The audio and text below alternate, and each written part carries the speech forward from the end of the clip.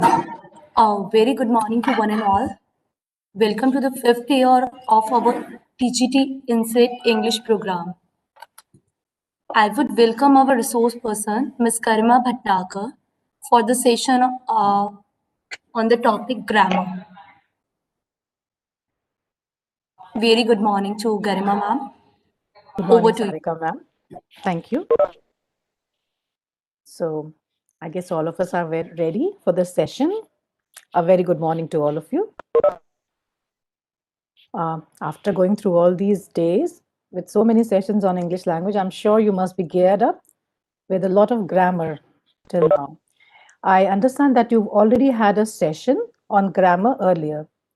So, today's session would be basically understanding how grammar could be used in our classrooms. So, when I start, I would like to know what do you understand by the word grammar? Would any one of you like to share what do you understand by grammar?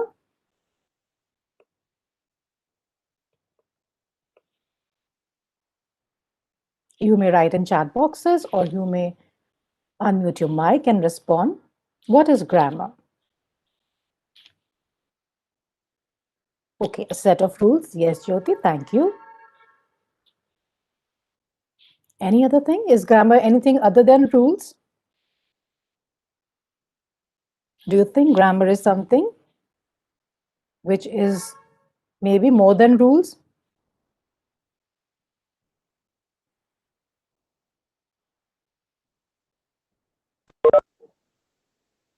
I know that all of us have been teaching grammar and we know what is. Okay, thank you, Jyoti, again. Appropriate use of language. So we know that grammar is using a language, a way of using language, and then we must know that way of using a language. And it is also a set of rules. Would anyone else like to respond? All of us have been teaching grammar, or at least have been taught grammar. What is our understanding of the word grammar?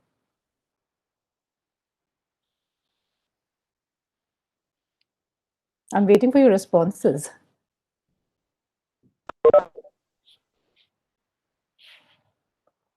Okay. So I understand that many of you would still wait to hear from. Good morning, Mukesh. A very good morning to you. Would you like to say something about your understanding of grammar, Mukesh?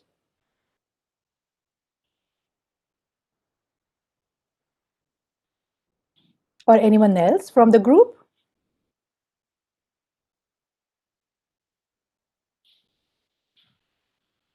So, what all I have is nothing new.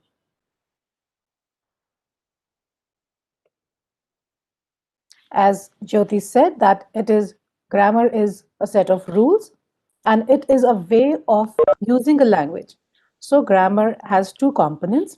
It is a structure and system of language, and it also comprises of some rules. Would you like to give me some name, some term for these two sets? You may recall, okay, it is a science of language. Thank you, Monica. So in a science, we have certain patterns, we have certain areas, we have rules, we have structures. We also observe and we learn. Okay, that provides pattern rules. Thank you, Monica. So we have two terms for these two kind of systems that we have. Structure and system of language is one term in language learning, since all of us are English teachers. If you could just recall what you had learned about language in your teaching learning years, if you've done your diet or B.Ed or whatever teaching degree or diploma certificate you have, I'm sure you would have gone through this.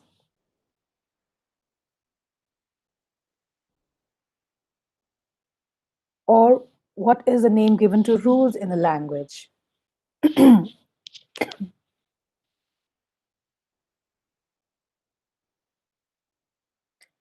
So one is called morphology and another is called syntax. Now, do you recall what is morphology and what is syntax? Good morning, Prerna.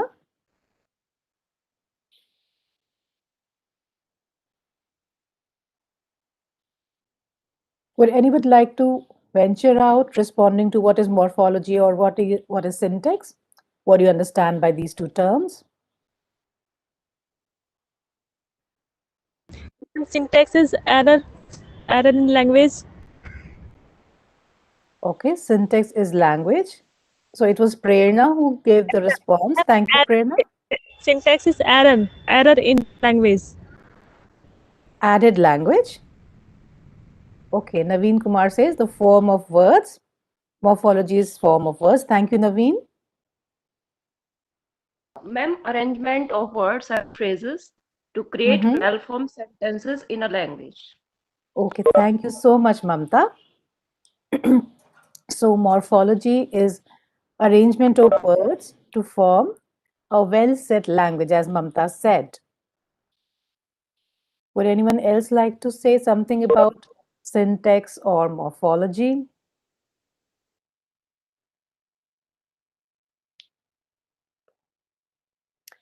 So as Mamta said, morphology is forms and formation of words.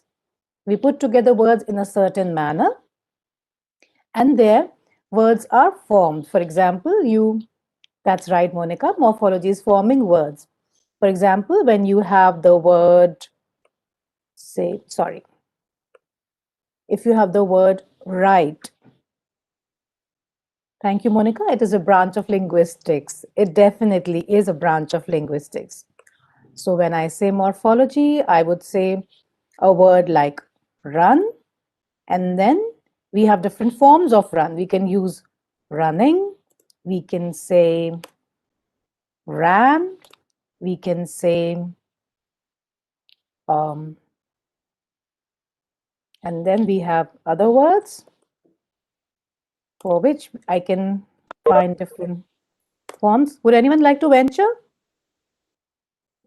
Would anyone of you like to say something about different forms of words?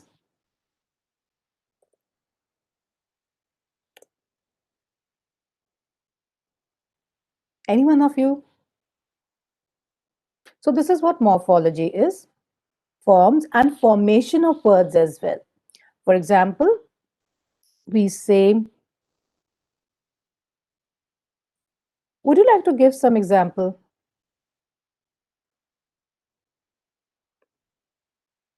These are different forms of words. Okay, syntax is the structure of language. Thank you, Monica. So grammar is basically morphology. We look at words, how they are formed, what are different formations that a word can have, and also syntax, which is stringing together all the words in a definite pattern. We put together all these words that we have found, and then we put them in a specific pattern. Thank you, Kafi. Structure of words in a sentence. Structure of sentence. So we have different patterns. For example, in English, if I say, my name is Garima, I like eating chocolates. What would you say in your own mother tongue? If you like to say sentences like this, what would you say in these sentences in your own mother tongue?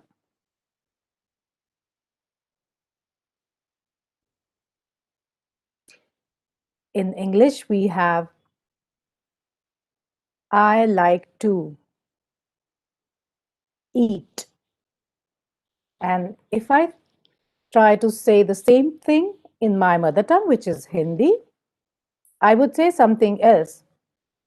The pronoun would not come,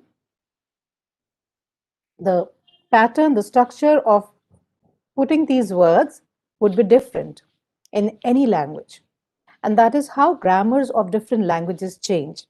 So we have to understand that when we are dealing with grammar, we are basically looking at the word formations in a language, and the sentence structure, how these words are kept together in a sentence.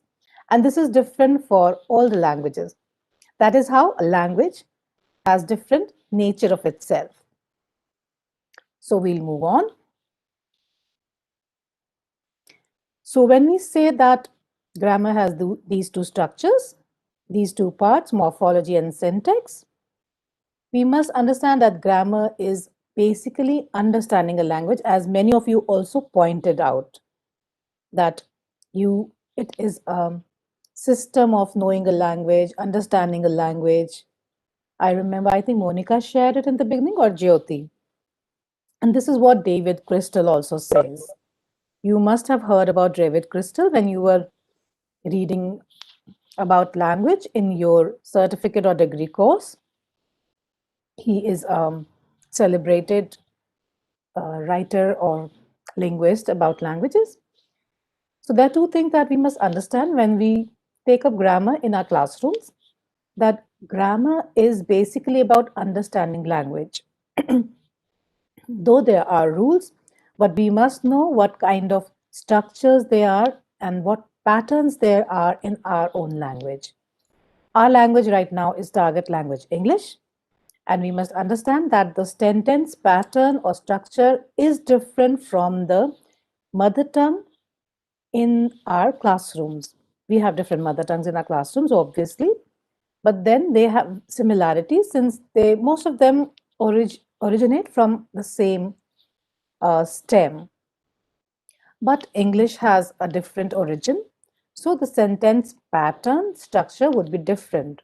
And that is why students have learning the second language have difficulty grasping it. But if we think of grammar as the basic pattern of understanding rather than a set of rules, then it becomes easier. But we must remember that we need to have context when we teach grammar. I'm sure you would have talked about context in other sessions, earlier sessions. Would anyone of you like to share what do we mean by context? When I say context, if I have to teach grammar in context, what do I mean by that? Any topic, any through any passage and any topic. Okay, thank you, Prerna ma'am.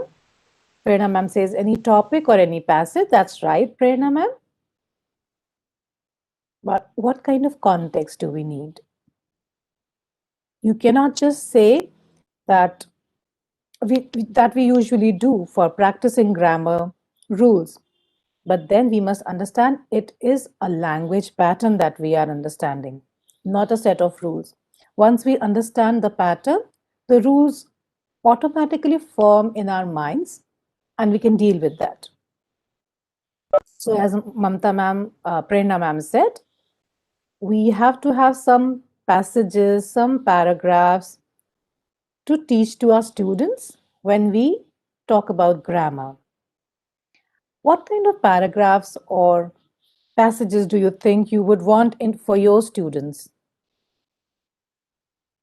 Do you think a passage or paragraph about igloos would work for your students?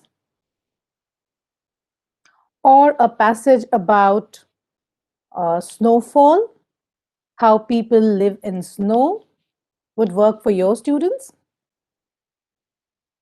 What kind of passages would you want to take when you talk about grammar in context?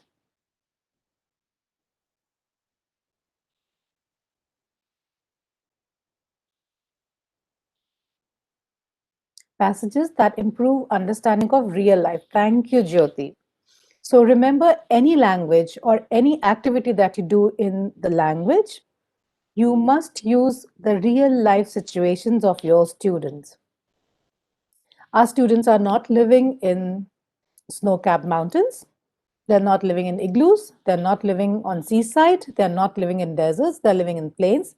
So when we talk about passages, we must remember that the passages or our examples, thank you, Madhuri, passages that will inspire students. So the passages must have a real life context, a situation that you think would be suitable for your students, a situation that your students go through, or something that inspires them. So I would now like to give you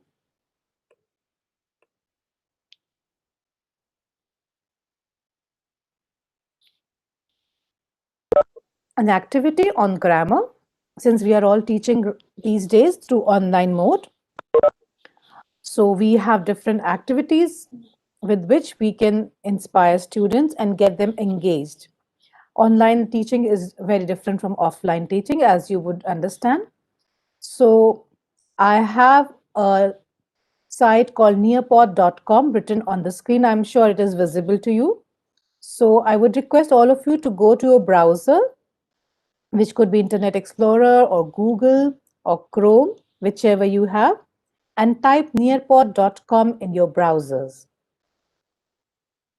When you search, this is the search engine that you would have. Please type nearpod.com in whatever search engine you have.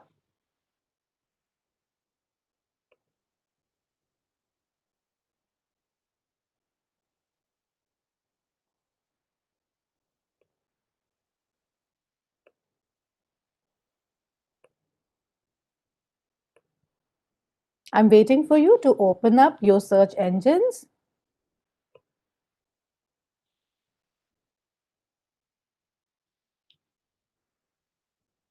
Please let me know if you have any problems opening up for nearpod.com.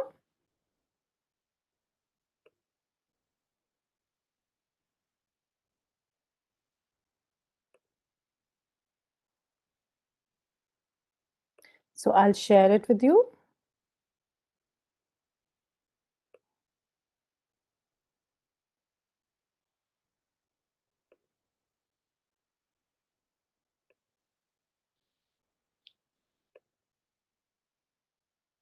So when you open up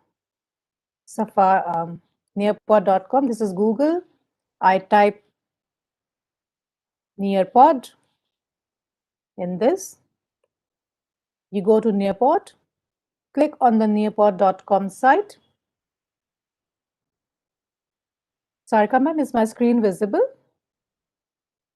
Yes, ma'am, it is. Thank you. And then you will have to either log in through student or teacher. Please click login through student.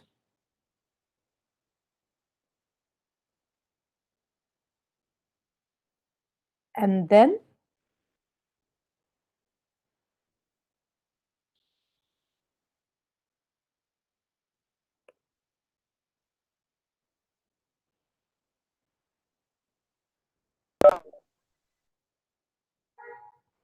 there is this code that you would need to put in your student login. MJ5X.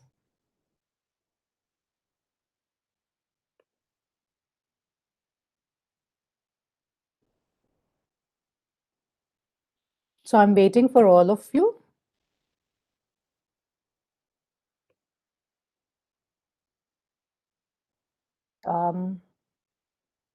I can't see anyone having connected to the game. Please let me know if you're unable to do that, so that I can understand and help you out.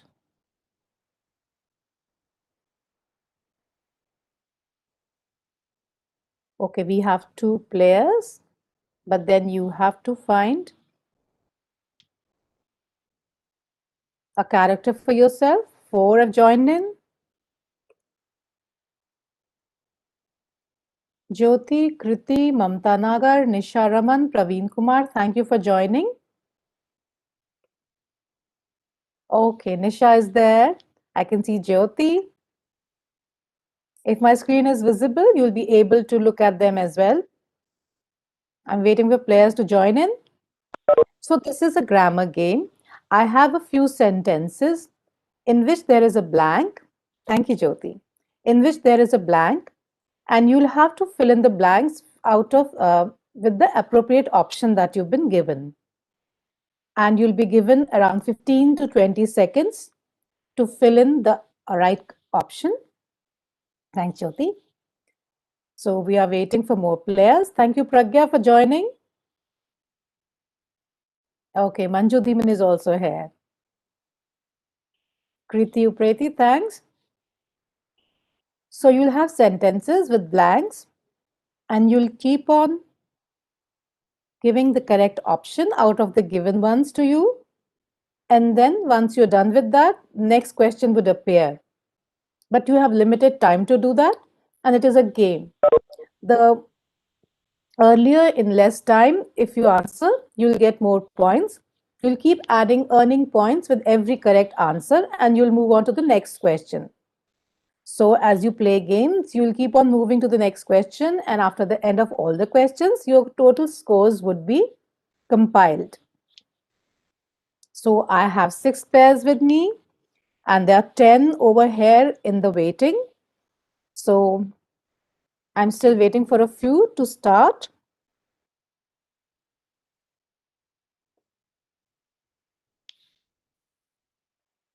Okay.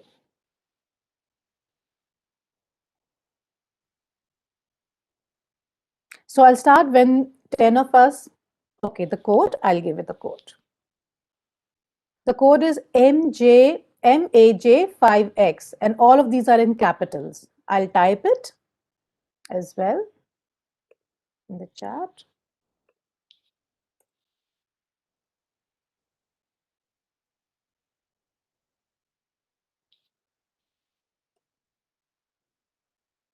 So it's there in the chat as well. It's visible on the screen also. So I'll wait for half a minute more. And then I'll start the game. You'll keep on joining and you can keep answering with the question that you have.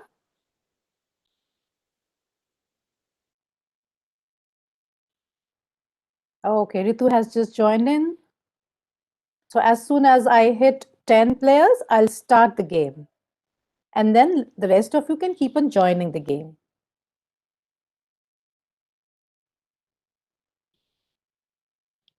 So I understand all of you know what to do. You will have sentences with blanks. You'll have to find correct options out of the option given to you. Fill in the blanks and then wait for the next question to appear.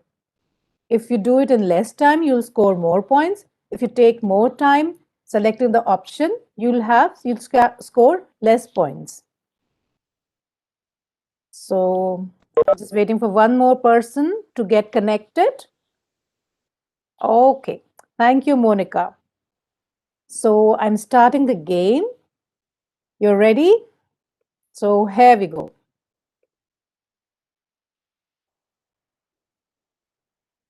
So the first question,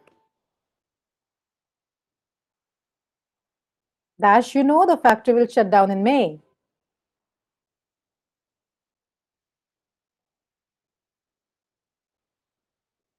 Okay. Nisha is now on the top with 926 points. We have next question coming up now.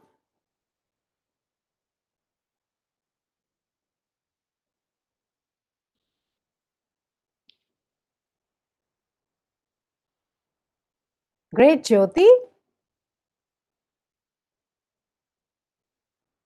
Jyoti has scored 1745 points and she's at the top. Monica is following with 1661 points.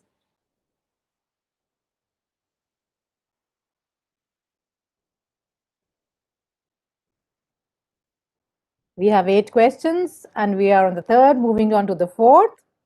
Jyoti is still leading and Pragya is on the second position now.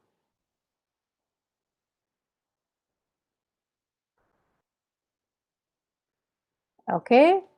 We have Jyoti, Pragya, Madhuri, Monica, Poonam Jha. Okay. Next question. Great going, guys.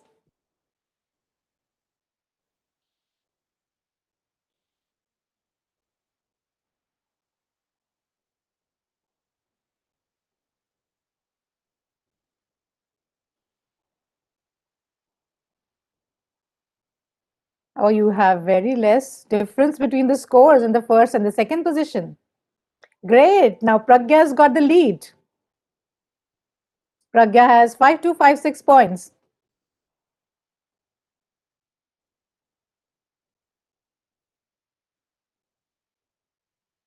So last but one question.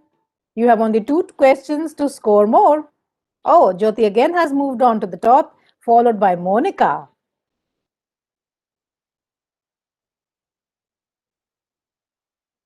So the last question of the game.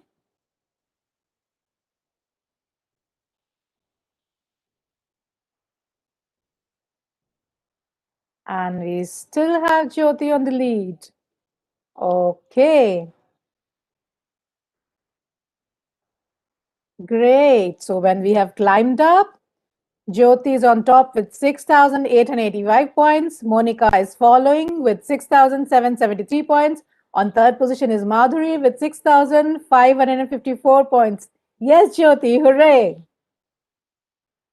Thank you. So I'm done with the game. So this was something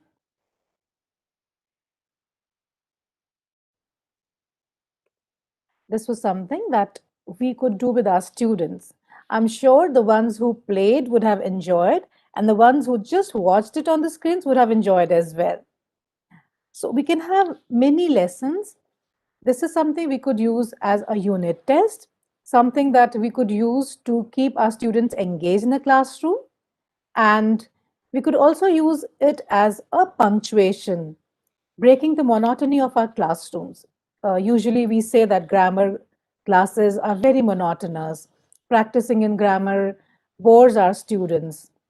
So you can visit this site nearpod.com and compose games and activities over here.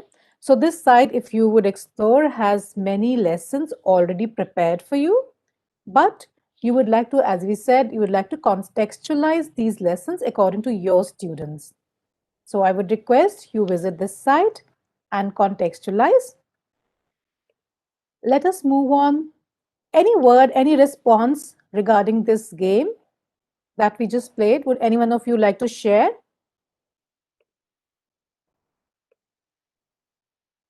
Would any one of you like to share your experience of playing this game?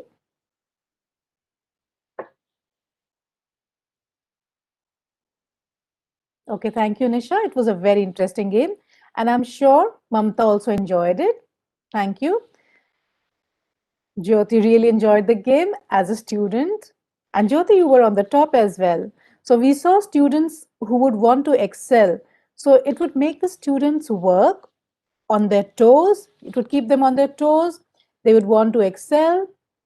Madhuri enjoyed it. I enjoyed it as well, playing it with you. Any one of you who did not play and would still like to comment or respond?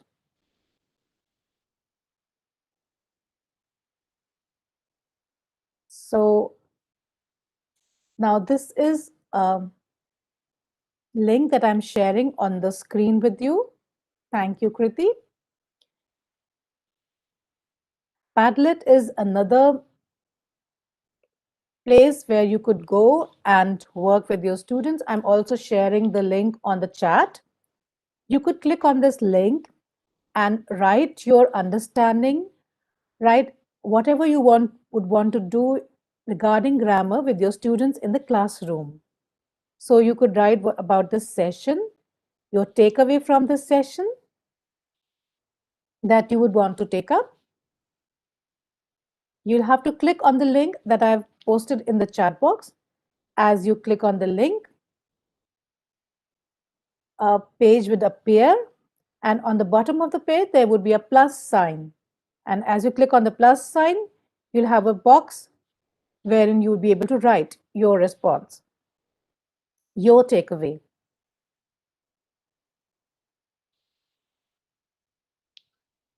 Your takeaway from today's session.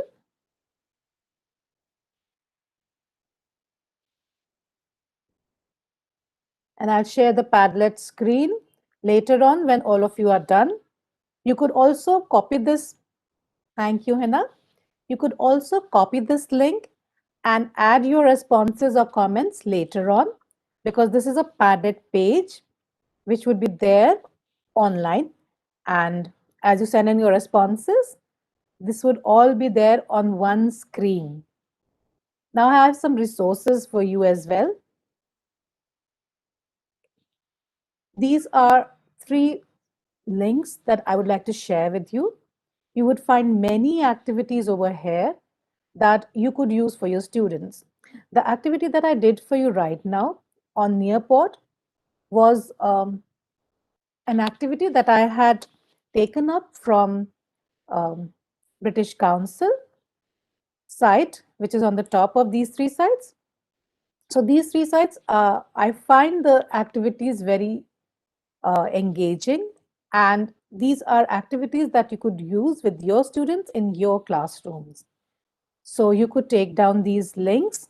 I would again copy this and share in the chat box, and I'll also be sharing the PPT with you. I'll send it across to Sarika ma'am and she'll be able to share it in the group.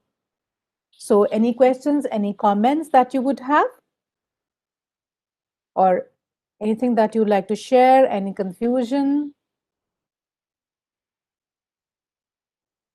I hope you'll have plenty of exercises and activities at these sites.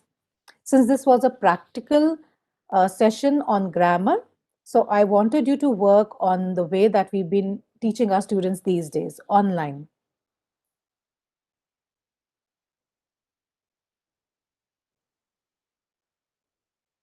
Thank you so much, Garima ma'am, for the wonderful session. I would request our participants to continue the next session at 10:50.